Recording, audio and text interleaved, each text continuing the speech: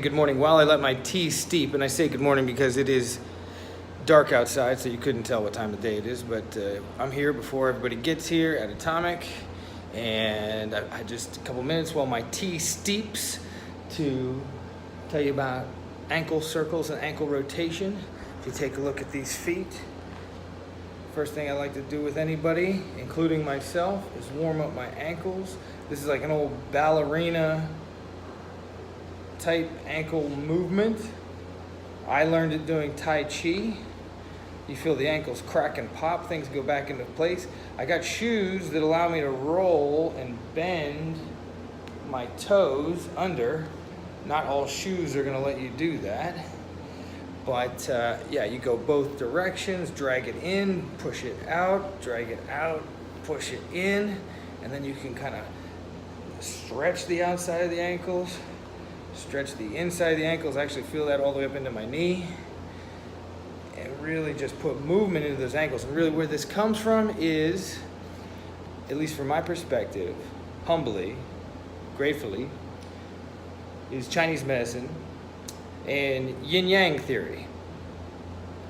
So you see, if you have something that's tight, you move it, it becomes loose. Something that is stiff, you want it to be flexible. You want it to be not hard, you want it to be soft. The only thing you can do is put movement into it and try to soften up, and that's going to get blood flow, circulation, oxygen, all that good stuff in there.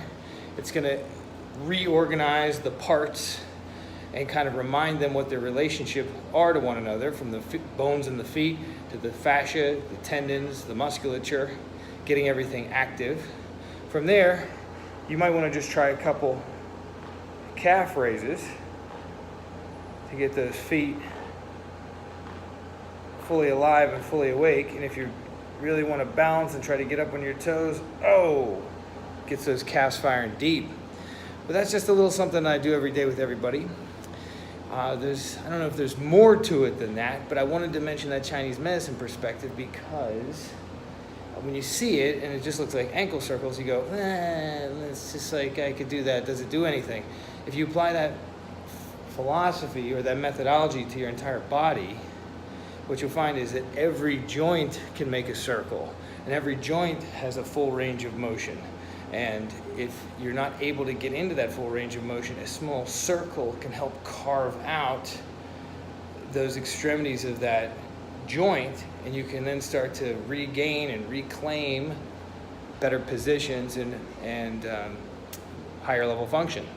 And if you don't check in with this, you're putting yourself in a situation where you don't even know what's going on. So if I was just gonna go out the door and run, and I didn't do this, well, the bones that popped into place, or ligaments that snap back into where they need to be in their grooves, when I did this, would have been out of place for the entire run, meaning I would have been reinforcing and kind of super ingraining dysfunction as opposed to resetting and then building on a more stable foundation. Talk to you soon.